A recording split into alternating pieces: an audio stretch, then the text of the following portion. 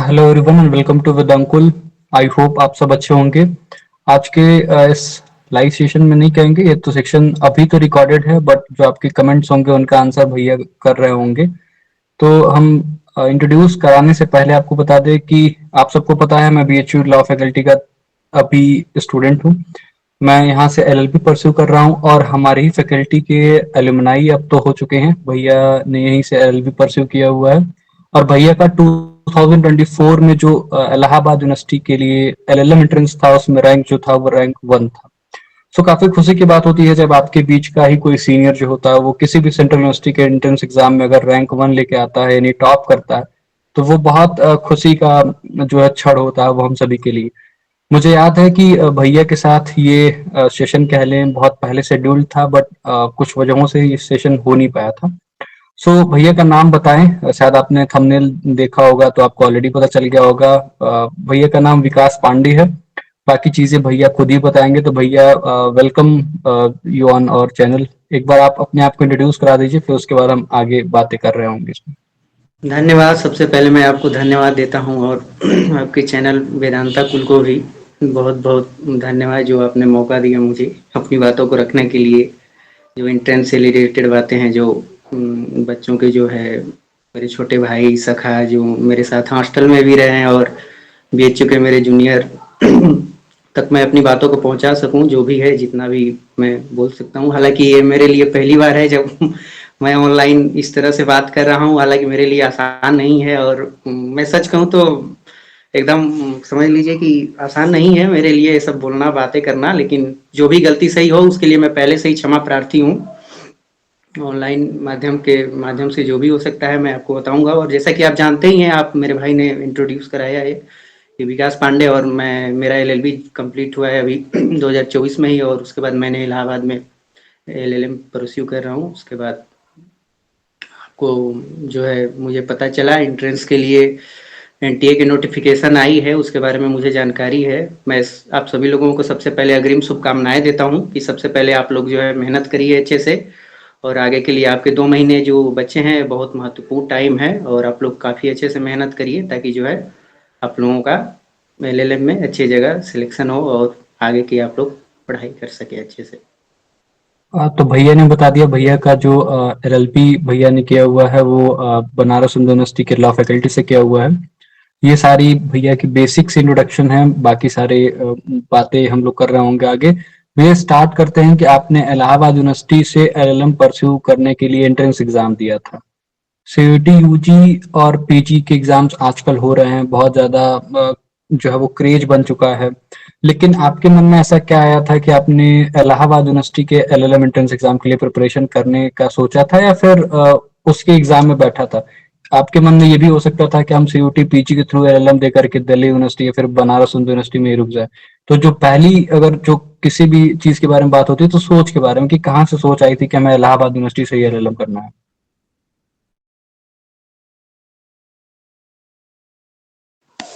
हाँ, mic sir. तो इस बारे में आपको बताऊंगा कि इलाहाबाद यूनिवर्सिटी से आपको एलएलएम करने के बहुत सारे फायदे भी हैं।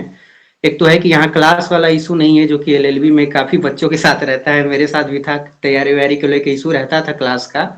तो एक समस्या है। और कई सीनियर भी थे जो बीएचयू से थे, जैसे शुभम तिवारी भैया थे जो उन्होंने मुझे कहा कि यहाँ ठीक है तुम कर सकते हो। और यहाँ सबसे अच्छी बात है कि अब तैयारी के लिए बहुत सारी सुविधाएं जो अवेलेबल होती हैं आपका आगे जुडिस बहुत सारे बच्चों का जुडिशरी होता है, मैं भी उसी फील्ड में हूँ। तो बहुत सारे लोग आगे के लिए तैयारी के लिए बहुत सारी सुविधाएं जो यहाँ मिल पाती है वहाँ कुछ चीज़ें नहीं है। हालांकि बहुत सारे लोग प्रिफर करते हैं, तो सबकी अपनी अपनी इच्छाएं हैं। फिर भी इलाहाबाद में कुछ चीज़ें हैं जो आपको बेनिफिशियल। एक तो क्लास का इशू है, मैंने बताया आपको। बहुत सारे लोग जो है यहाँ पे क्या है कि क्लास वाला बहुत ज़्यादा इशू नहीं है। आप चाहे तो अपना भरपूर टाइम जो है एंट्रेंस या जो भी आपका जुडिशरी वगैरह का एग्जाम है, एपीओ का है, तो आप उधर टाइम दे सकते हैं। एक फायदा ये भी है। दूसरा फायदा है कि आपको क्लास वाला जो है, और तीसरा है कि बहुत सारे तैयारी के माध्यम भी यहाँ पे काफ़ी अच्छे खासे हैं। आप चाहें तो टेस्ट सीरीज वगैरह ज्वाइन कर सकते हैं अच्छे। यहाँ ऑफलाइन भी आप टेस्ट सीरीज वगैरह ज्वाइन कर सकते हैं। तो ये सब सुविधाएं हैं जिसकी वजह से सबकी अपनी अपनी चॉइस होती है। बहुत सारे लोग जहाँ होता है उस हिसाब से अपने हिसाब से वो पसंद करते हैं। तो भैया ने बता दिया वजह कि इन्होंने इलाहाबाद क्यों जो है वो प्रेफर किया है, क्योंकि भैया भी एक जुडिशरी एस्पिरेंट है और वहाँ इनको सुविधाएं बेहतर दिखती हैं, और कहीं ना कहीं हैं भी, क्योंकि ऑफलाइन कोचिंग्स और बहुत सारी चीजें हैं। भैया सीधे आते हैं अब मेन मुद्दे पे, जो कि इस सेशन का जो मेन उद्देश्य है वो कुछ यही है कि इलाहाबाद यूनिवर्सिटी एंट्रेंस एग्जाम जो होंगे एलएलएम के लिए, उसके लिए आपने कैसे प्रिपरेशन किया था। और हमारी आपसे एक रिक्वेस्ट ये भी होगी कि आप इस बात को भी ध्यान में रखिएगा कि जो भी स्टूडेंट्स अभी हाल फिलहाल में अभी वो हमारे सीनियर होंगे, जो एलएलबी के लास्ट सेमेस्टर में होंगे और साथ ही साथ वो प्रिपरेशन भी कर रहे होंगे सीयूटी पीजी एलएलएम की, और साथ ही साथ इलाहाबाद यूनिवर्सिटी के एलएलएम एंट्रेंस एग्जाम की। तो भैया फेज वाइज करके जो भी आप बता सकते हैं, तो अब आप इस पे हम आते हैं और इस पे पॉइंट वाइज जो भी आप बता पाए। लाइक हम एक बार इंट्रोड्यूस करा दें स्ट्रक्चर से भैया, सॉरी टू इंटरप्ट यू। अभी जो पेपर का स्ट्रक्चर है या फिर फॉर्मेट है वो 75 क्वेश्चंस हैं आज के टाइम में। सीयूटी पीजी की मैं बात कर रहा हूँ, एलएलएम की। लेकिन जो इलाहाबाद का एक पैटर्न होगा वो भैया ही बताएंगे, और बाकी सारी चीजें भी भैया भी बता रहे होंगे। थैंक यू भैया। So over to you. तो आप लोग तो ये क्या है कि इलाहाबाद में जो है, जो एक तो पहली बात सिलेबस की थोड़ी समस्या कम रहती है यहाँ पर। यहाँ पे सिलेबस बहुत लिमिटेड है, लगभग 10, 12, 13 के आसपास मुझे लगता है, जहाँ तक मुझे ध्यान है सिलेबस है। जो मेजर मेजर पोर्शन है सीयूईटी वगैरह में, तो एक तो सिलेबस का इशू तो है ही है कि साथ में क्लास वगैरह हैं, उसके अलावा आपके मिड टर्म होते हैं और प्रेजेंटेशन बीएचयू में सब है, तो उसके साथ मैनेज करना आसान नहीं होता है। मैं भी उस दौर से गुजरा हूँ तो मैं जानता हूँ इसको। तो इलाहाबाद में एक फायदा है कि जो कुछ फायदों के अलावा मैंने बताया कि एक तो सिलेबस बहुत सारे कम है इलाहाबाद में यूनिवर्सिटी में, जो मेजर मेजर सब्जेक्ट है वही आते हैं, और जो ज़्यादातर हम एक तो जुडिशरी के लिए भी पढ़ते हैं, और ज़्यादातर हमारा जो है एलएलबी के दौरान उन पे फोकस भी वही रहता है। इसके अलावा मैं कह सकता हूँ कि आप लोग इलाहाबाद के लिए क्या है कि आपको जो मेन सब्जेक्ट हैं, जैसे मैंने बताया कॉन्स्टिट्यूशन हो गया, आपका कॉन्ट्रैक्ट हो गया, सीआरपीसी आईपीसी तो है ही है। इसके अलावा आपका जूरिस्प्रूडेंस हो गया, पीआईएल हो गया, टॉर्ट हो गया, और भी जो ये मेन मेन सब्जेक्ट हैं, जो मेजर मेजर सब्जेक्ट है। कॉन्ट्रैक्ट मैंने बताया, और मुझे जहाँ तक ध्यान आ रहा है 6-7 सब्जेक्ट है जो मेजर मेजर। लेबर लॉ से काफ़ी सारे क्वेश्चन आते हैं इलाहाबाद यूनिवर्सिटी के इंट्रेंस एग्जाम में, लेकिन ये बात सही है कि इतने सारे लेबर लॉ में बहुत सारे एक्ट आते हैं। मुझे लगता है जहाँ तक 8-10 से ज़्यादा एक्ट आते होंगे लेबर लॉ में, जो हम लोग हालांकि एलएलबी के दौरान जो है ट्रेड यूनियन पढ़ते हैं, इंडस्ट्रियल डिस्प्यूट एक्ट पढ़ते हैं, उससे भी क्वेश्चन रहते हैं। लेकिन एक एलएलबी के लड़के के जो खासकर जो क्लासेस करनी हो, और फिर उसके बाद आपको जुडिशरी वगैरह ओरिएंटेड तैयारी हो, एपीओ वगैरह, फिर उसके बाद आपका सेमेस्टर प्रेजेंटेशन, तो मुश्किल आसान नहीं है कि आप लेबर लॉ के सारे सब्जेक्ट, जैसे मुझे जहाँ तक ध्यान है इन दोनों के अलावा फैक्ट्री एक्ट आता है, मिनिमम वेजेज एक्ट आते हैं, और भी मतलब लगभग 8-10 लॉ हैं, और इससे काफी ज्यादा क्वेश्चन भी आते हैं। लेकिन आपको ध्यान देना है मेजर सब्जेक्ट पे, जो मेजर सब्जेक्ट हैं, क्योंकि इन सब्जेक्टों को मैक्सिमम लोग नहीं पढ़ पाते हैं, मैं भी नहीं पढ़ पाया था। और इस बार जो एंट्रेंस में क्वेश्चन आए थे वो केस लॉ बहुत ज्यादा दिए थे लेबर लॉ के, वो भी केस लॉ ऐसे नहीं जो लीडिंग थे, कुछ भी एक भी लीडिंग केस लॉ नहीं था लेबर लॉ के। बहुत सारे केस लॉ ऐसे थे जो 2012, 14, 15 नॉर्मल रैंडम उठा के दे दिए गए थे। यानी लगभग लगभग मुझे 100 क्वेश्चन, 300 नंबर के क्वेश्चन, 100 क्वेश्चन रहते हैं, क्वेश्चन आपका 3 नंबर का होता है, तो आपका 300 नंबर का टोटल रहता है। तो उसमें से लेबर लॉ के लगभग लगभग मान के चलिए 35 से 40% क्वेश्चन केवल लेबर लॉ के थे, और उसमें भी मैंने आपको जैसा बताया कि केवल रैंडम क्वेश्चन बहुत सारे थे, तो आपको उस पर ध्यान नहीं देना है। मेन जो आपका 65-70% जो सब्जेक्ट है उसको कवर करके चलना है। आपने अगर उस पर कमांड बना लिया तो आपका एंट्रेंस निकलने से कोई रोक नहीं सकता। और ये कमांड आप कहाँ से बनाएंगे, आपने एलएलबी में जितनी मेहनतें की हैं वो आपका जरूर काम आएगा। और मैं सबसे बड़ी बात कहूंगा, आपको एमसीक्यू लगाने हैं। एमसीक्यू आप जितना हो सकते हैं उतना लगाइए, एमसीक्यू जितना हो सकता है उतना एमसीक्यू लगाइए। अगर बहुत सारे लोग होते हैं जो शुरू से लगाते हैं एमसीक्यू, मैंने भी शुरू से लगाता था, मैं कोई चीज पढ़ता था तो मैं साथ में एमसीक्यू वगैरह लगाता था।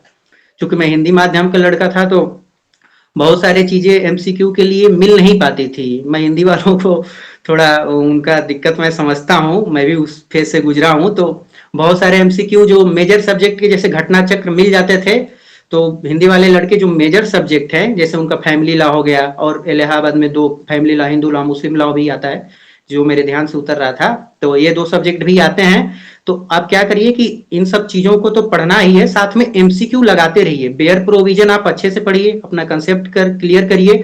आपने एलएलबी के दौरान किताबें पढ़ी होंगी, उसको हालांकि अब समय नहीं है, ना मैं आपसे कहूंगा ना आपके पास समय है कि अब आप किताब पढ़ें। कुछ ऐसे आपने जो क्लास नोट्स बनाए होंगे टॉट के या कॉन्स्टिट्यूशन के जो भी है, हालांकि आपके शिक्षक भी पढ़ाए होंगे, उनके भी नोट्स अवेलेबल हैं बीएचयू में, तो बच्चों को मिल जाता है नोट्स बहुत सारे, खासकर अंग्रेजी माध्यम के बच्चों को। हिंदी माध्यम के बच्चे हैं, थोड़ा सा इशू रहता है, मैं जानता हूँ और मैं गुजरा हूँ, तो मैं एक सलाह दूंगा कि आप शुरू से नोट्स बनाएं। अगर नहीं बनाए तो आप कोशिश करिए बेयर प्रोविजन अच्छे से पढ़ने के लिए। कॉन्स्टिट्यूशन में तो हालांकि आपको पढ़ना ही पड़ेगा नोट्स, या तो इंग्लिश पढ़िए, हिंदी पढ़िए। हिंदी में आप जीएन पांडे की किताब आती है, पढ़ सकते हैं, लेकिन आपको उसके साथ एमसीक्यू लगाना पड़ेगा। इसके अलावा आप चाहे तो और अदर सब्जेक्ट जैसे आईपीसी हुआ, मुझे नए अभी तो फिलहाल मैं नहीं बता सकता कि नया नोटिफिकेशन के अनुसार क्या चेंज हुआ है आपका, वो पूरे नए वाले जो लॉ आए हैं बीएनएस बीएनएसएस और भारतीय साक्ष्य अधिनियम, तो क्या वो आ रहे हैं या फिर, मुझे इसके बारे में अपडेट नहीं है। अगर आपको पता तो मुझे अपडेट करिएगा। लेकिन अगर पुराने वाले लॉ हैं तो आपको बेयर प्रो, हालांकि नए वाले लॉ में भी आपको पढ़ना पड़ेगा, बेयर एमसीक्यू तो लगाने पड़ेंगे ही, लेकिन अगर पुराने वाले लॉ हैं तो ठीक है, आपके लिए अच्छा है, क्योंकि आप एक बार फैमिलियर हैं, बहुत सारे सेक्शन नंबर बदल चुके हैं, वो आसान नहीं है, मेरे लिए भी आसान नहीं है, मैं भी अभी तो पढ़ ही रहा हूँ वाले नए वाले कानून, मैं भी पढ़ रहा हूँ। लेकिन अगर अभी नहीं आ रहा है तो अच्छा है आपके लिए। पुराने वाले कानून अगर आईपीसी आ रहे हैं तो आपको उसमें बढ़िया से कमांड बनाना है। आपने जो एलएलबी के दौरान पढ़ा या नहीं भी पढ़ा, तो आप पहले से तो कुछ न कुछ पढ़े ही हैं, आप शुरुआत करिए, एमसीक्यू लगाइए। कोई भी चैप्टर, जैसे मैं आपको आईपीसी में इंपॉर्टेंट चैप्टर बता देता हूँ जहां से क्वेश्चन आते ही आते हैं, आपको पढ़ना ही पढ़ना है। जैसे जनरल डिफेंस वाले, जनरल एक्सेप्शन वाले चैप्टर जो आप 76 से 106 तक है, उसको आपको पढ़ना ही है, जिसमें आपका प्राइवेट डिफेंस भी है 96 से 106, वो आपको पढ़ना है अच्छे से, उसके एमसीक्यू लगाने हैं, और साथ में इलस्ट्रेशन भी उसको बढ़िया से पढ़ना है आपको, क्योंकि उसमें जो इलस्ट्रेशन है उसी पे आधारित डायरेक्ट क्वेश्चन भी पूछे जाते हैं, और कभी कभी ये भी होता है कि वो उसी इलस्ट्रेशन पे बेस पे जो क्वेश्चन होते हैं वो क्या करते हैं कि उसी को थोड़ा सा चेंज करके उसी पे आधारित बना देते हैं। तो आपको इलस्ट्रेशन बहुत अच्छे से पढ़ना है। जनरल एक्सेप्शन में जितने इलस्ट्रेशन है, सेक्शन है, सारे सेक्शन इंपॉर्टेंट है, सब पढ़ना है आपको। इसके अलावा मेजर चैप्टर में आप जो है बॉडी के अगेंस्ट ऑफेंस जो होता है 299 से लेकर आपका 376 तक जो है, उसको आपको बढ़िया से पढ़ना है। फिर उसके बाद प्रॉपर्टी वाले जो 378 से शुरू होता है, फिर आपका लगभग मुझे लगता है 459 तक, 459 तक लगभग जाता है। फिर उसके बाद आपका उसके बाद मुझे लग रहा है वो सब किडनैपिंग वगैरह वाला सेक्शन स्टार्ट हो जाते हैं, तो वो भी आपको बढ़िया से पढ़ने हैं, वो भी आते हैं। फिर उसके बाद मैरिज वाला आता है। फिर उसके बाद आखिरी जो चैप्टर आता है आपका जो है अटेम्प्ट वाले, और 509 511, फिर उसके बाद आपका 506 503, ये सब इंपॉर्टेंट चैप्टर है जो मैं लगभग बताया। एक अबेटमेंट है जो मैं भूल रहा हूँ, अबेटमेंट से भी क्वेश्चन आते हैं 107 से लेके लगभग मुझे लग रहा है 120 तक है, उसको आपको अच्छे से पढ़ना है। फिर उसके बाद क्रिमिनल कॉन्स्पिरेसी वो पढ़ लीजिएगा आप। फिर उसके बाद ऑफेंसेस अगेंस्ट स्टेट के आते हैं, राज्य के विरुद्ध अपराध जो होते हैं, वो भी चैप्टर 6 में है, 121 से 130 तक है, उसको भी आपको अच्छे से पढ़ना है। साथ में आपको एमसीक्यू भी लगाने हैं, एमसीक्यू आपको लगाना है, अच्छे से लगाना है। इंग्लिश मीडियम के जो बच्चे हैं वो परीक्षा मंथन, अगर जिन्होंने पहले से नहीं लगाया हुआ है एलएलबी के दौरान, वो परीक्षा मंथन उनको लगाना ही है। उसमें बहुत ज्यादा नहीं है एमसीक्यू, ठीक ठाक दिए हैं, अगर आपने नहीं लगाया है तो आप लगा सकते हैं, आपका तैयारी हो जाएगा अच्छा खासा। बेयर आप अच्छे से पढ़िए, लगाइए, आपको यहाँ से क्वेश्चन मिल जाएंगे, क्योंकि मैक्सिमम क्वेश्चन बेयर प्रोविजन से होते हैं। और लीडिंग केस लॉ पढ़ना है, जनरल एक्सेप्शन हुआ या बॉडी के अगेंस्ट ऑफेंस हुए, प्रॉपर्टी के अगेंस्ट ऑफेंस हुए, इसमें जो है लीडिंग केस लॉ बहुत सारे हैं, वो सब केस लॉ डायरेक्ट भी पूछे जाते हैं, डायरेक्ट आते हैं एग्जाम में, तो आपको उसको बढ़िया से पढ़ना है। केस लॉ के साथ आप एमसीक्यू लगाएंगे तो आपको उसमें फायदा भी मिलेगा, आपको आइडिया भी लगेगा कौन से सेक्शन कितने इंपॉर्टेंट हैं, कहाँ से ज्यादा क्वेश्चन बन रहे हैं, कौन से लीडिंग केस लॉ हैं जो बार बार पूछे जा रहे हैं, तो वो सब आपको पढ़ना है बढ़िया से। इसके अलावा आईपीसी के बाद आप सीआरपीसी, हालांकि मैं सीपीसी सीआरपीसी की बात करूं तो प्रोसीजरल लॉ में थोड़ा कम आते हैं क्वेश्चन, खासकर सीपीसी एविडेंस से तो थोड़ा कम आते हैं, लेकिन आपको पढ़ना है। अगर आपने पहले से पढ़ा है तो उसको आप एक बार पढ़ लीजिएगा अच्छे से। और सीआरपीसी से क्वेश्चन आते हैं, सीआरपीसी आप अच्छे से पढ़िएगा पुराने वाला, और एमसीक्यू लगाइएगा। और सीआरपीसी में मैं आपको बता देता हूँ कौन कौन से ज्यादा जो इंपॉर्टेंट है, जो आपको, हालांकि समय का अभाव है, 2 महीने हैं आपके पास, 2-2.5 महीने मुझे लग रहा है, जो सीयूईटी का जहां तक मार्च वार्च में होगा पेपर, तो उसमें प्रोसीजरल लॉ में सीआरपीसी को आप मार्च में ही है भैया, पेपर भी मार्च में ही है। मार्च में ही पेपर है भैया, मार्च में ही। हाँ हाँ, मार्च सीईटी में पीजी मुझे का पता पेपर है। चला है। हाँ हाँ, मार्च में पेपर है, तो मार्च में हालांकि टाइम नहीं है और मैं ये भी जानता हूँ कि बीच बीच में फिर जब आपको मिड टर्म होंगे और फिर उसके बाद प्रेजेंटेशन होंगे तो फ्लो टूट जाता है एक पढ़ने का जो, तो उसमें वो दिक्कतें आएंगी, फिर सेमेस्टर एग्जाम तो समस्या आएंगी, उन सबको लेके भी आपको, इसीलिए मैं कह रहा हूँ कि जो पहले इंपॉर्टेंट चीज है उसको आप अच्छे से पढ़ लीजिएगा। सीआरपीसी में अरेस्ट वाला चैप्टर बढ़िया से पढ़िएगा, जो आपको 40-41 से स्टार्ट होकर 60 तक के लगभग है। फिर उसके बाद FIR वाला चैप्टर 12 जो आता है वो आप अच्छे से पढ़िएगा। फिर उसके बाद 191 से लेके जो आता है आपका कॉग्निजेंस, फिर उसके बाद आपका ये चार्ज वर्ज वाले जो पूरे सेक्शन आते हैं वो सब अच्छे से पढ़ लीजिएगा। फिर उसके बाद आपका ट्रायल वाला बहुत इंपॉर्टेंट चैप्टर है, मैं आपको बार बार कहता हूँ, ट्रायल वाले में आपको हमेशा क्वेश्चन आते हैं, उसको आपको अच्छे से पढ़ना है।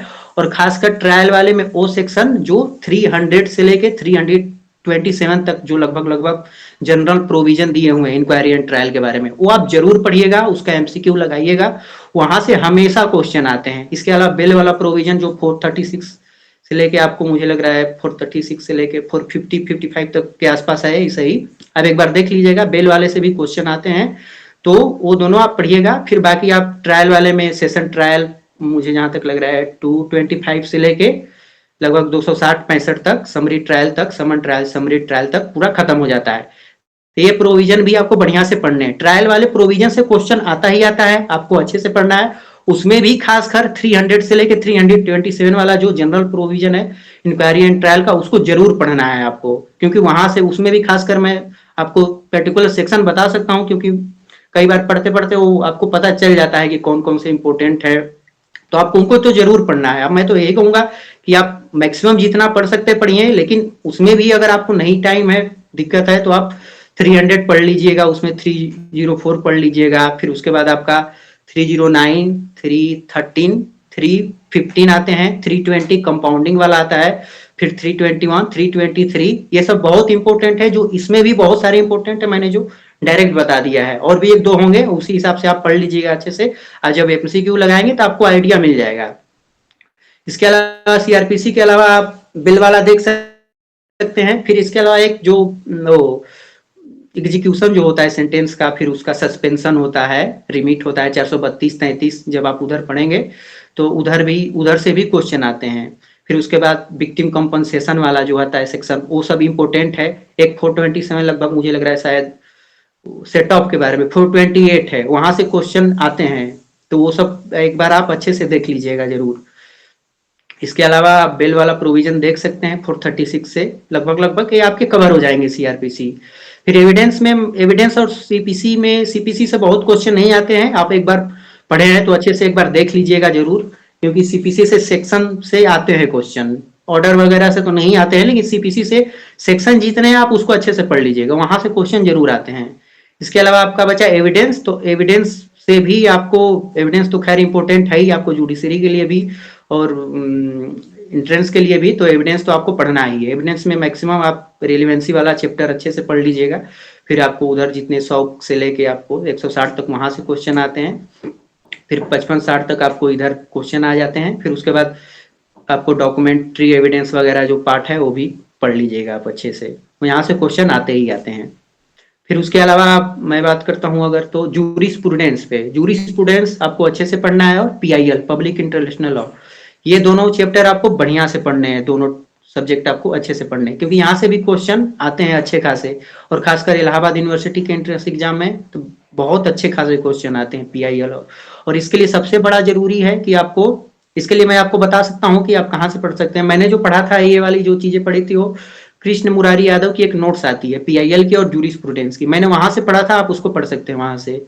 आपको BHU के जो बच्चे BHU के हैं उनको बगल में मिल जाएगा, वहां पे गेट के बगल में दिलीप का दुकान है, वहां से आप ले सकते हैं नोट्स। कृष्ण मुरारी यादव की जो इंग्लिश में नोट्स आती है उसे आप पढ़ सकते हैं।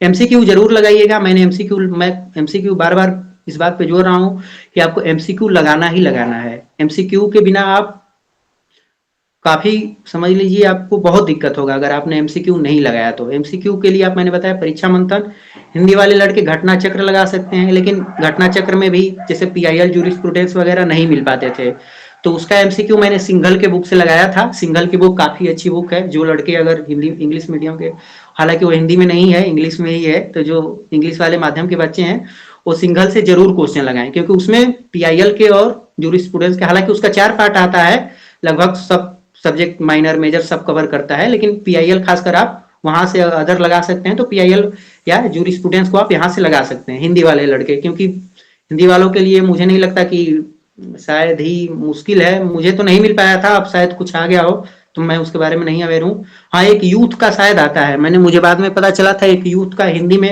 एमसीक्यू आती है, तो यूथ वाले हिंदी के जो लड़के हैं वो वहां से लगा सकते हैं, जूरिस्प्रूडेंस और पीआईएल, ये दोनों बहुत इंपॉर्टेंट है, इसलिए मैं बार बार इस पे कह रहा हूँ कि आपको इससे लगाने ही लगाने हैं क्वेश्चन, पीआईएल के और जूरिस्प्रूडेंस के, क्योंकि पीआईएल जूरिस्प्रूडेंस में बहुत सारी चीजें आपको रटने वाली हैं, बहुत सारे जो आपके जूरिस्ट है उनको आपको पढ़ने हैं, उनके सिद्धांत क्या है, बुक कहाँ है, उनके कौन कौन से थ्योरियां, ऐसे बहुत सारे क्वेश्चन आते हैं, स्कूल से क्वेश्चन आते हैं। फिर उसके बाद आपका जो एक सेक्शन आपका उधर होता है, ध्यान नहीं आ रहा है मुझे, तो ये सब आप एक देख लीजिएगा, जो जो उसमें आपको आता है, पोसेशन वाला है, ओनरशिप वाला है, जो कॉन्सेप्ट है प्रॉपर्टी वाली, वहां से क्वेश्चन आते हैं, उसको एक बार आप बढ़िया से पढ़ लीजिएगा उधर से वाले पोर्शन से। और ये सब के अलावा जब आप एमसीक्यू लगाएंगे तो ये सब चीजें याद हो जाएंगी आपको, बहुत सारे थ्योरी के नाम, कौन सा उन्होंने थ्योरी दिया, कौन से स्कूल से थे, क्या उनके सिद्धांत थे, फिर उसके बाद जो उनके डिफिनेशन वगैरह हैं, ये सब भी क्वेश्चन आते हैं, तो आप जब एमसीक्यू लगाएंगे तो आपको वो चीजें याद हो जाएंगी। सिंगल का जो लड़के अगर परीक्षा 1-2 बार एमसीक्यू लगा चुके हैं, परीक्षा मंथन का या घटना चक्र का, मैं उनको एक बार जरूर सजेस्ट करूंगा वो सिंघल का जरूर क्वेश्चन लगाएं, क्योंकि उसमें क्वेश्चन बहुत सारे दिए हुए हैं, अच्छे अच्छे क्वेश्चन दिए हैं, उसमें नेट के भी क्वेश्चन दिए हुए हैं, यानी एक बार आप वहां से क्वेश्चन लगा लेंगे तो मुझे नहीं लगता कि उससे बाहर क्वेश्चन जाने वाला है, अब रेयर ही केस में जा सकता है, तो आपको वहां जरूर लगाना है। इसके अलावा लेबर लॉ का मैंने बताया, इलाहाबाद यूनिवर्सिटी में लेबर लॉ का बहुत सारे क्वेश्चन आते हैं, तो आपके लिए संभव भी नहीं है, मेरे लिए खुद संभव नहीं था कि मैं सब लेबर लॉ के एक्ट पढ़ सकूं, कुछ एक्ट जो फैक्ट्री एक्ट थे, मिनिमम वेज एक्ट थे, और 1-2 महिलाओं से भी शायद रिलेटेड एक्ट थे, वो सब मैंने, मुझे जहां तक ध्यान है उस टाइम मैंने यूट्यूब वगैरह से पढ़ा था। हालांकि आपको इंडस्ट्रियल डिस्प्यूट एक्ट और ट्रेडमार्क एक्ट आपको अच्छे से पढ़ना है, ट्रेडमार्क से क्वेश्चन अच्छे खासे आते हैं, और खासकर डिफिनीशन वाले चैप्टर से उसमें से बहुत अच्छे खासे क्वेश्चन आते हैं, जो ट्रेडमार्क ट्रेड यूनियन है, सॉरी मैं ट्रेडमार्क ट्रेड यूनियन वाला जो चैप्टर है वहां के डिफिनीशन से क्वेश्चन आते हैं, जो है वाले सेक्शन आप बढ़िया से देख लीजिएगा, वहां से हमेशा 2-3 क्वेश्चन आ जाते हैं, मैंने जब दिया था तो 2-3 क्वेश्चन, वो भी काफी अंदर से, ए बी सी डी, उसमें भी जोड़ा गया है, AAA, CCC ऐसा कुछ करके है, तो एक बार आप उसको देख लीजिएगा, वहां से क्वेश्चन आते हैं, डिफिनीशन वाले चीजें एकदम आप बढ़िया से पढ़िएगा। फिर उसके बाद मेजर सब्जेक्ट मैंने आपको बता दिया, टॉट के लिए आप बांगिया का बुक पढ़ सकते हैं, नोट्स वगैरह अगर आप पढ़ना चाहें तो परीक्षा मंथन की भी नोट्स आती है, वहां से पढ़ सकते हैं, मैंने कुछ चीजें परीक्षा मंथन से पढ़ी थी, हालांकि मैं एलएलबी में जो है नोट्स वगैरह बनाया था टॉट के लिए, टॉट में आपको बहुत सारे केस लॉ ही मिलेंगे, और केस लॉ डायरेक्ट भी आते हैं, और कुछ कुछ मान लीजिए थ्योरी वगैरह से भी कुछ क्वेश्चन आते हैं, तो उसको आपको अच्छे से पढ़ना है। टॉट में आपको जितने भी 7-8 चैप्टर 9 चैप्टर जो इंपॉर्टेंट है वो उसको आपको अच्छे से पढ़ना है, और उसके केस लॉ पढ़ने हैं, एमसीक्यू लगाना है, एमसीक्यू लगाएंगे तो आपको केस लॉ भी याद हो जाएगा अच्छे से, और आपको आइडिया भी लगेगा कि कैसे क्वेश्चन आते हैं। फिर कॉन्ट्रैक्ट में आपको बेयर अच्छे से पढ़ना है, कॉन्ट्रैक्ट का इलिस्ट्रेशन, एक एक इलिस्ट्रेशन आपको अच्छे से पढ़ना है, कॉन्ट्रैक्ट का डायरेक्ट इलिस्ट्रेशन उठा के दे देता है, तो आपको पूछ देगा कि किस किस सेक्शन से रिलेटेड है, आपको सेक्शन दे देंगे, या इस तरह के जो भी क्वेश्चन बनेंगे आपको एकदम अच्छे से पढ़ना है कॉन्ट्रैक्ट को, कॉन्ट्रैक्ट से अच्छे खासे क्वेश्चन आते हैं, आपको पढ़ना है। बाकी अलावा पार्टनरशिप वगैरह और goods sale of goods act भी आते हैं, तो आप उसको जो है बेयर एक्ट पढ़ लेंगे तो मुझे लगता है पर्याप्त है, उस टाइम मैं बेयर एक्ट ही पढ़ा था ये सब के लिए। कॉन्ट्रैक्ट के लिए आप नोट्स वगैरह पढ़ सकते हैं, लेकिन बेयर पे आपका जो है पकड़ होनी चाहिए, अच्छी खासी पकड़, एक एक इलिस्ट्रेशन पे पकड़ होनी चाहिए, और उसका एमसीक्यू आप बहुत अच्छे से लगाइएगा, खासकर कॉन्ट्रैक्ट के इलिस्ट्रेशन वगैरह से क्वेश्चन बनते हैं, तो मैं इस पे जोर दे रहा हूँ, इसका मतलब आपको लगाने हैं सब एमसीक्यू। बस ये सब मेजर मेजर सब्जेक्ट है, इलाहाबाद यूनिवर्सिटी में पूछे जाते हैं, और कॉन्स्टिट्यूशनल लॉ तो आपको पता ही है, अब बहुत सारे हिंदी के इंग्लिश माध्यम के जो लड़के हैं वो BS मिश्रा का नोट्स है, मैं भी पढ़ता था उसको, तो आप उसको पढ़ सकते हैं। हिंदी माध्यम के जो लड़के हैं वो राहुल IAS का नोट से पढ़ सकते हैं, मैंने राहुल IAS का नोट जो लगभग JN पांडे की बुक, मुझे मैं जहां तक पढ़ा था निकलवा कर नोट, उसमें जीएन पांडे की जो बुक है उसका ही पूरा मतलब शॉर्ट फॉर्म में नोट्स टाइप का दिया हुआ है। तो मैं जीएन पांडे का चूंकि एलएलबी में किताबें पढ़ता था, जब मैं कॉन्स्टिट्यूशनल लॉ पढ़ता था तो जीएन पांडे की बुक से पढ़ता था। तो आप टाइम नहीं है, आप बुक वगैरह जो पढ़े हैं ठीक है, नहीं पढ़े तो आप राहुल आईएएस वाली जो नोट्स आती है उसको आप अच्छे से पढ़िए, वहां से आपका कवर हो जाएगा लगभग लगभग। बेयर पढ़ना है, बेयर एक्ट कॉन्स्टिट्यूशनल लॉ के पढ़ने हैं, क्योंकि डायरेक्ट आपको सेक्शन वगैरह भी कभी कभी पूछे जाते हैं, खासकर सुप्रीम कोर्ट, फंडामेंटल राइट और लीडिंग केस लॉ। तो आपको एकदम अच्छे से कॉन्स्टिट्यूशनल लॉ में, टॉर्ट में, ये सब जो लीडिंग केस लॉ है एकदम अच्छे से याद करना पड़ेगा आपको, क्योंकि यहाँ पे केस लॉ बहुत सारे आते हैं। तो इसको पढ़ना है अच्छे से आपको, केस लॉ वगैरह को। और कॉन्स्टिट्यूशनल लॉ में तो आपको केस लॉ, खासकर फंडामेंटल राइट में तो आपको बहुत सारा केस लॉ है, वो एकदम अच्छे से पढ़ना है। फिर आपको सुप्रीम कोर्ट, जो जुडिशरी है, सुप्रीम कोर्ट और हाई कोर्ट वाली है, उसमें भी खासकर सुप्रीम कोर्ट आपको एकदम अच्छे से पढ़ना है। और साथ में एमसीक्यू लगाने हैं, आप एमसीक्यू लगाइएगा, परीक्षा मंथन से लगाइए, हिंदी के बच्चे हैं घटना चक्र से लगाए, और जो लड़के लगा चुके हैं तो एक बार आप सिंगल से भी लगाइएगा। सिंगल में बहुत ज्यादा क्वेश्चन दिया है, बहुत अच्छे क्वेश्चन दिया है। एलएलएम में जो क्वेश्चन आए हुए हैं ड्यू वगैरह के, वो सब भी उसमें दिया हुआ है, नेट के भी क्वेश्चन दिया हुआ है। इसलिए मैं सिंगल पे कह रहा हूँ कि जो लड़के एक दो बार लगा चुके हैं एलएलबी के दौरान, वो जरूर सिंगल का एमसीक्यू लगाएंगे, वो बहुत जरूरी है लगाना। आप एकदम लगाइएगा, आपको जुडिशरी वगैरह में भी आपको बहुत फायदा देगा, वो बहुत काम देगा आपके लिए, सही रहेगा वो। बाकी हो गया कॉन्स्टिट्यूशनल लॉ, और लगभग लगभग मैंने मैक्सिमम सब्जेक्ट के बारे में बातें की हैं। और बेयर प्रोविजन आप अच्छे से पढ़िए, एमसीक्यू लगाइए। दो चीज तो आपको एकदम करना ही करना है, बेयर पढ़ना है, एक एक चीज समझना है। जो चीज समझने में दिक्कत हो रहा है आप अपने शिक्षक से पूछिए, या किताब वगैरह है जहाँ दिक्कत हो रहा है उसको एक बार देख लीजिए। आजकल तो आप यूट्यूब पे वीडियो वगैरह भी देख सकते हैं, बहुत सारे वीडियो अवेलेबल है, आप पढ़ सकते हैं वहां से भी। और पीआईएल और जूरी स्टूडेंट्स के लिए आप कृष्ण मुरारी यादव का नोट्स देख सकते हैं, उसमें हालांकि आईपीसी के भी कुछ कुछ चीजें दी हुई हैं, ठीक ठाक दिया है, कॉन्स्टिट्यूशनल लॉ के भी केस लॉ दिए हैं, वो सब भी आप वहां से पढ़ सकते हैं। तो ये सब चीजें हैं, आप मेहनत करिए, और मैं उम्मीद करता हूँ आप लोगों के लिए कि अच्छा हो। आप लोगों का एंट्रेंस एग्जाम 2 महीने 3 महीने बाद जो भी है, बहुत सारे बच्चे सीयूईटी दे रहे हैं, बहुत सारे बच्चे इलाहाबाद का देंगे। तो मेहनत करिए आप लोग, एमसीक्यू लगाइए, थोड़ा ठंडी ज्यादा है, हेल्थ पे ध्यान दीजिएगा, और बाकी सब अच्छा है। तो भैया थैंक यू सो मच, आपने बहुत सारी चीजें बहुत डिटेल में बताई, एक एक सब्जेक्ट की, कॉन्स्टिट्यूशनल लॉ कहाँ से पढ़ना है, सीआरपीसी कहाँ से पढ़ना है, कॉन्ट्रैक्ट कहाँ से पढ़ना है, फिर आपने जूरिस्प्रूडेंस और पीआईएल यानी कि पब्लिक इंटरनेशनल लॉ जिस पे हम बहुत कम फोकस करते हैं उसके बारे में बहुत सारी चीजें बताई हैं। तो कहीं ना कहीं भैया ने जो बताई हैं उसको आप ध्यान से सुनिएगा, उस पे जो है वो अगर आप ध्यान देंगे उसके अकॉर्डिंग पढ़ते हैं तो मैं एग्जैगरेट तो नहीं कर रहा हूँ भैया, लेकिन अगर भैया ने टॉप किया है तो आप भी कर सकते हैं, ये बिल्कुल हो सकता है। दूसरी एक इम्पोर्टेंट बात ये भी है कि भैया हिंदी मीडियम के स्टूडेंट थे। आजकल एक बहुत बड़ा एक्सक्यूज रहता है लोगों के मन में कि हम हिंदी मीडियम के हैं, हमारे पास कंटेंट की कमी है, और भी बहुत सारी बातें रहती हैं। तो ऐसा नहीं है, अगर भैया ने किया हुआ है तो आप भी कर सकते हैं। तो ये एक हिंदी मीडियम वाले जो भी स्टूडेंट्स हैं उनके लिए एक मोटिवेशन का भी बहुत बड़ा सोर्स है भैया, क्योंकि इन्होंने हिंदी मीडियम में भी सिंगल की गाइड लगाई है और इंग्लिश मीडियम के नोट्स पढ़े हैं और समझा है। तो आपको कुछ मजबूरियां हैं हिंदी मीडियम के स्टूडेंट्स के साथ, वो आपको कंपनसेट करना पड़ेगा। अगर आपको कुछ अच्छा करना है तो इंग्लिश थोड़ी बहुत बेसिक्स तो आपको इंग्लिश आनी ही चाहिए। बिल्कुल इस बिल्कुल। बात से भैया भी एग्री करेंगे। मैं हिंदी माध्यम के बच्चों के लिए ये भी कहना चाहता हूँ कि आप लोग मेहनत करिए। थोड़ा सा आपको मेहनत ज्यादा करना है, ये बात सही है, लेकिन आपको करना पड़ेगा, उसके सिवा आपके पास कोई रास्ता नहीं है। और आप थोड़ा बेयर प्रोविजन डाइग्लोट चूंकि लेते ही हैं सभी बच्चे हिंदी के, मैं भी लेता था, तो आपको जो चीज आप हिंदी में पढ़ रहे हैं उसको आपको इंग्लिश में पढ़ना ही पढ़ना है।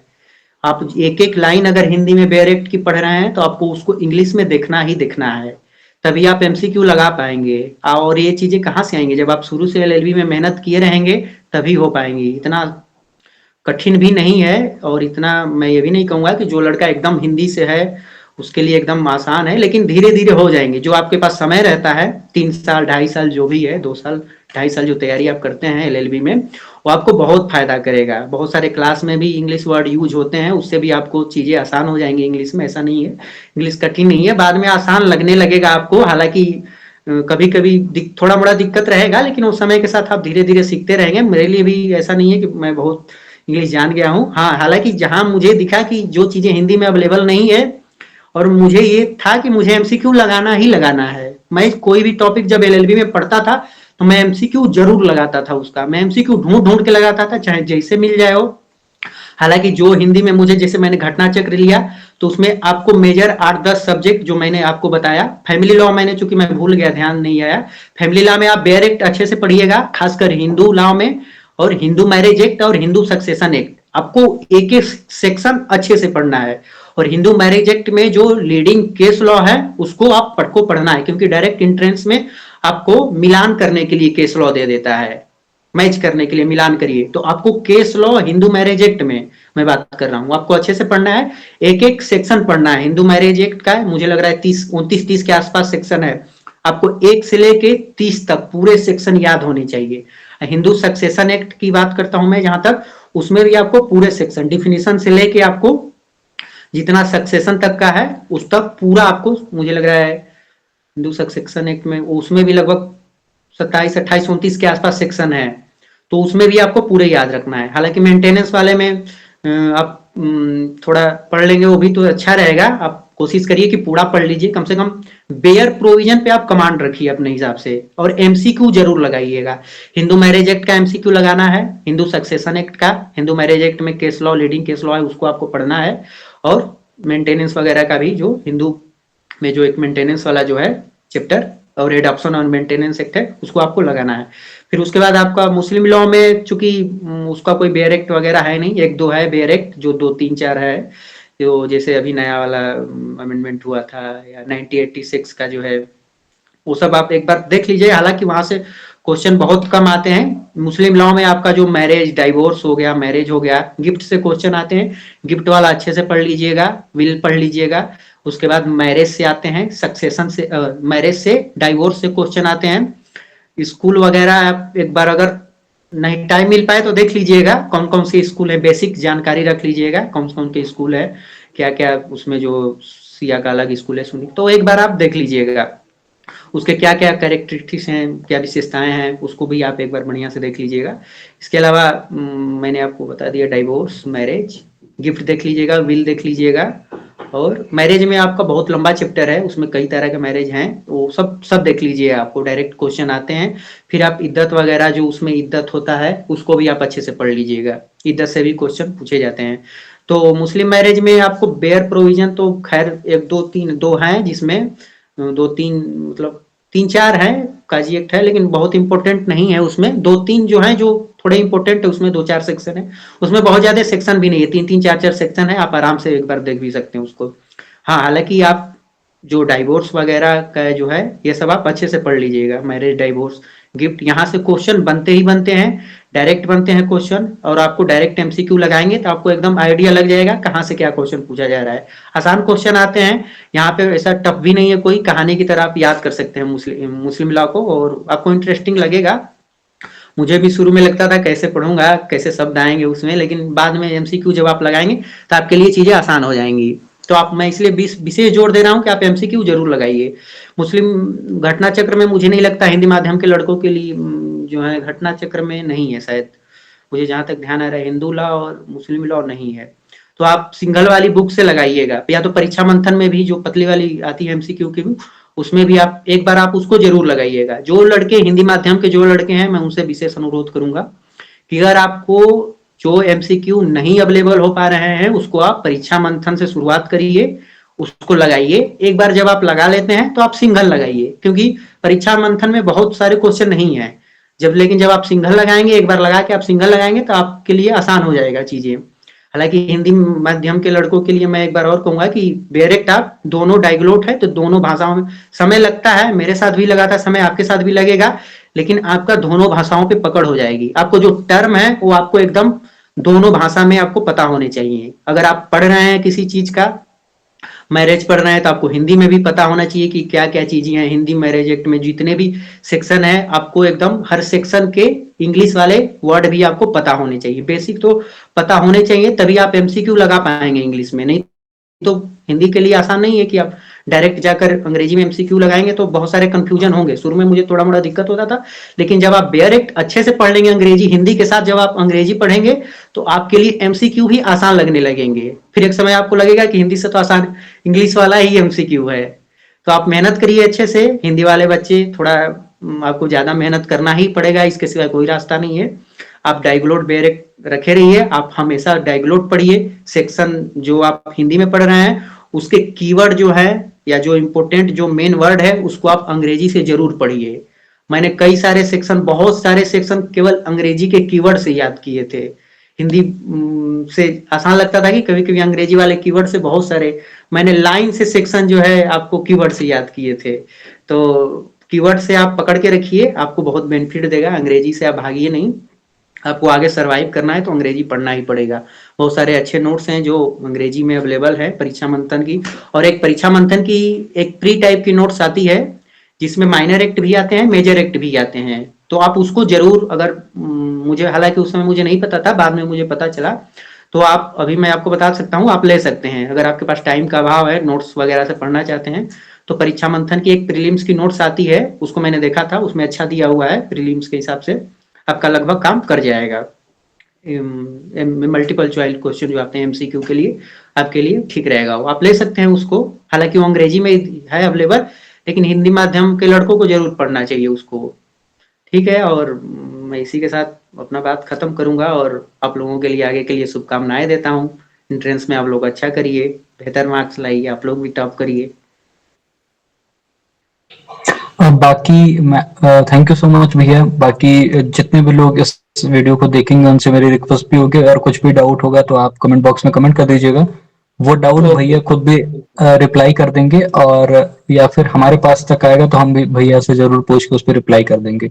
बाकी मुझे नहीं लगता भैया कुछ और सेक्शन बच रहा है। लास्ट में बस ये पूछूंगा, जीके जीएस और करंट अफेयर्स के लिए भैया कुछ क्या कितना वेटेज रहता है और उस पर आपका क्या कहना होगा? जीके जीएस तो एलएलएम में आपके नहीं आते हैं। सीयूईटी दीजिए या किसी भी यूनिवर्सिटी का, जैसे इलाहाबाद का, तो जीके जीएस नहीं है, लेकिन आपको जुडिशरी के लिए पढ़ना पड़ेगा। आपको आगे जब आप जाएंगे, खासकर यूपी बिहार में जीके का एक पेपर ही होता है जुडिशरी में अलग से।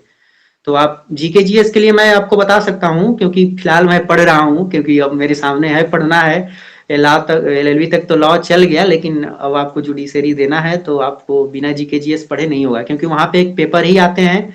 बिहार में एपीओ वगैरह में भी आते हैं जीके जीएस के क्वेश्चन, और मेंस में भी जीके जीएस के क्वेश्चन आते हैं। तो आपको जीके जीएस के लिए आप घटना चक्र पढ़ सकते हैं। मैं घटना चक्र फिलहाल पढ़ रहा हूँ, तो घटना चक्र के एमसीक्यू आप लगाइए। मैं उसमें आपको थोड़े थ्योरी वाले सेक्शन भी मिल जाएंगे जो पीसीएस वगैरह में पूछे हुए हैं क्वेश्चन। कुछ लोग लूसेंट पढ़ते हैं बिहार के लिए। लूसेंट हालांकि मैं अभी दिया नहीं हूँ, तो मैं बहुत ज्यादा आपको उस पर ज्ञान नहीं दूंगा लूसेंट वगैरह पे। हालांकि मैं कुछ सीनियरों से अपने पता किया हूँ, तो उन्होंने मुझे बताया था कि बिहार के लिए लूसेंट सफिशियंट है। बहुत सारे लोग लूसेंट पढ़ते हैं, तो बिहार वगैरह के जो लड़के हैं, अगर उनका टारगेट केवल बिहार है, तो आप लूसेंट पढ़ सकते हैं। हालांकि मैं तो कहूंगा कि आप एक बार घटना चक्र अच्छे से पढ़िए। करेंट अफेयर के लिए आप दृष्टि पढ़िए।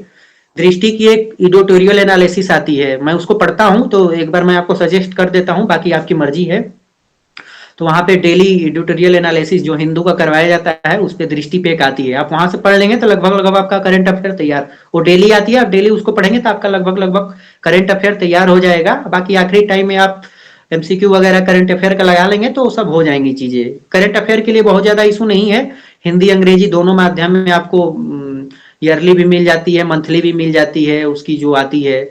और दृष्टि की अच्छी है, आप ले लीजिएगा। मंथली भी आती है, ईयरली भी आती है, वहां से पढ़ सकते हैं। हालांकि आप डेली पढ़ते रहेंगे तो अच्छा है आपके लिए। बाद में जब आप एक साथ रिवाइज करेंगे तो आपको बहुत सारी चीजें लगेगा कि हाँ मैं पढ़ा हूँ, आप उसे फेमिलियर रहेंगे। तो आप उसको एक बार पढ़िए, डेली पढ़िए। दृष्टि का एक एडिटोरियल एनालिसिस आता है, लगभग 40-50 मिनट का होता है, आप उसको देख सकते हैं। मैं उसको डेली देखता हूँ, मैं आपको कह सकता हूँ, बाकी आपकी मर्जी है फिलहाल। लेकिन जब आप, अभी तो नहीं जरूरत है, मैं सलाह भी नहीं दूंगा, क्योंकि आपके सामने अभी फिलहाल इंट्रेंस एग्जाम है, एलएलएम है। एलएलएम में मुझे जहां तक पता है कि, अब इस बार का मैं नहीं बता सकता, लेकिन मुझे जहां तक जानकारी है जीके जीएस अभी नहीं आता है उसमें। तो आप फिलहाल डायरेक्ट जो है लॉ वाले पोर्शन को तैयार करिए अच्छे से। थैंक यू सो मच भैया। बस मैंने इसलिए पूछ लिया था कि शायद जो अभी लैंडमार्क जजमेंट्स होते हैं जो करंट के टाइम में आए रहे थे, जैसे सेम सेक्स मैरिज पे जजमेंट था, फिर उसके बाद से फिर इलेक्टोरल बॉन्ड से बिल्कुल, रिलेटेड बिल्कुल। जजमेंट थे, तो अभी शायद इधर मुझे भी जी, जी, मैं समझ गया। लैंडमार्क जजमेंट तो हालाँकि कम आते हैं, लेकिन आप एक बार ज़रूर पढ़ लीजिएगा। जुडिशरी में तो आएँगे ही। तो आप एक बार हालाँकि आप तो आसान है, आप जो है आप देखेंगे तो लीगल करंट अफेयर करके बहुत सारे यूट्यूब पे आपको मिल जाएँगे। आपको ज़्यादा मेहनत परेशान भी नहीं होना है और अगर जो खासकर हिंदी, अंग्रेजी दोनों में है, इस समय अवेलेबल है। दृष्टि की एक लीगल करंट अफेयर आती है मंथली, आप उसको ले सकते हैं। मैं उसको लेता हूँ, पढ़ता हूँ।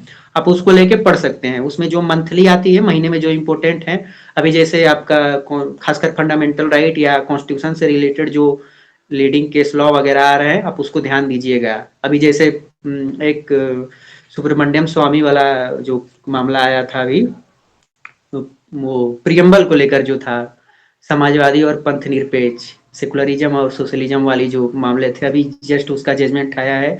फिर अभी एक आपका 39 पे जो आया था, रिसोर्सेज कम्युनिटी डिस्ट्रीब्यूशन रिसोर्सेज के लोग जो आया था, उसको भी लीडिंग जजमेंट है। आप लोग एक बार करंट अफेयर से यूट्यूब वगैरह से ही आप लोग देख लीजिए, वहां से आपको ज्यादा टाइम नहीं देना है। आपको यूट्यूब पे मिल जाएगा, मंथली आप सर्च करिए। मैं भी देखता हूँ, मंथली देखता हूँ मैं, तो आप मंथली देख सकते हैं। या दृष्टि की करंट लीगल करंट अफेयर आजकल आ रही है, इलाहाबाद में तो मिल जाती है, बनारस में तो मैं नहीं बता सकता, शायद मुश्किल है मिल पाए, लेकिन एक बार आप दुकानदार से कहेंगे तो हो सकता है ला दें आपके लिए।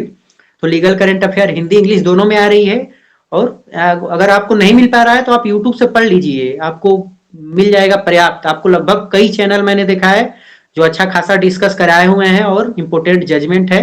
अब अगर आप रोज अपडेट हैं तो आपको उसको जरूरत भी नहीं पड़ेगी। आपको जो लीडिंग केस लॉ है बस उसको नोट कर लेना है कहीं पे। फिलहाल इधर खासकर 2-3 महीने में बहुत सारे कॉन्स्टिट्यूशन से रिलेटेड जजमेंट आए हैं। आगे जुडिशरी में पूछेगा, हो सकता है एलएलएम में भी आपके पूछ ले, तो आप उसके लिए तैयार रहिए कि आपको थोड़ा-थोड़ा देखते रहना है, बाकी सब आपका तैयार हो जाएगा। तो थैंक यू सो मच भैया। भैया ने जितना बताया है वो इलाहाबाद यूनिवर्सिटी के एलएलएम एंट्रेंस एग्जाम के लिए तो हेल्पफुल होगा ही होगा, सीयूटी पीजी के लिए भी हेल्पफुल होगा, और साथ ही साथ जो यूजीसी नेट जेआरएफ के लिए फोकस कर रहे हैं लॉ के लिए, उनके लिए भी कहीं न कहीं बहुत ज्यादा बेनिफिशियल होगा। और साथ में भैया ने हर एक सेक्शन या फिर हर एक सब्जेक्ट को बताते टाइम जो बताया कि जुडिशरी के लिए भी वो इम्पोर्टेंट है। तो ये थी पूरी की पूरी भैया के साथ हमारी बातचीत। ये किसी भी तरीके से स्क्रिप्टेड नहीं थी, बिल्कुल इनफॉर्मल तरीके से हमने भैया को कॉल किया कि भैया हमारे पास अभी टाइम है और आपके पास भी अगर टाइम हो तो हम इस सेशन को रख लेते हैं। भैया ने कहा बिल्कुल, बिना देरी की रखते हैं। और फाइनली ये सेशन रिकॉर्ड हो गया और आप तक अब पहुंच भी जाएगा। तो कोई भी कमेंट होगा तो आप लोग कमेंट कर दीजिएगा भैया को। लास्ट में मैंने पहले कांग्रेचुलेशन नहीं बोला था, बिकॉज पहले स्टार्टिंग ऐसे ही कर दिया हमने। क्लास में कांग्रेचुलेशन भैया कि आपने रैंक 1 लेके आया था, और फैकल्टी ऑफ लॉ और हम सभी लोगों का जो है वो नाम अब थोड़ा सा और ऊपर कर दिया था। लेकिन इस साल चाहेंगे कि हमारे जो सीनियर्स हैं वो फिर से रैंक 1 लेके आएंगे तो वो ज्यादा अच्छा होगा हमारे लिए, और कहीं न कहीं फैकल्टी और बाकी सारे का नाम जो है वो काफी ऊपर होगा। तो भैया आपसे इलाहाबाद यूनिवर्सिटी में अगर आप एलएलएम एंट्रेंस एग्जाम क्लियर करके जा रहे हो तो वहां जरूर मिलेंगे, और उनका गाइडेंस भी मिलता रहेगा, बिकॉज भैया भी उसी कल्चर से आते हैं जहां भी देखा होगा आपने कि पूरे इस सेशन में भैया ने बीच बीच में बताया कि हमारे सीनियर्स ने ऐसा बताया, हमारे सीनियर्स ऐसा ऐसा गाइडेंस दिया। तो भैया भी उसी कल्चर से आ रहे हैं, उसी परंपरा से आ रहे हैं, तो भैया भी आपको गाइड कर रहे होंगे। तो थैंक यू सो मच बिल्कुल, भैया। बिल्कुल। मिलते हैं फिर धन्यवाद किसी आपका और और किसी सेशन में। बिल्कुल धन्यवाद। और बाकी आप लोग मेहनत करते रहिए, जितने भी मेरे छोटे भाई हैं, दोस्त हैं, मित्र हैं, सबको शुभकामनाएँ आप लोगों के लिए आगे के एलएलएम एंट्रेंस एग्जाम के लिए। आप लोग मेहनत करिए, अच्छे से पढ़िए, स्वास्थ्य का ध्यान रखिए, ठंडी ज़्यादा है।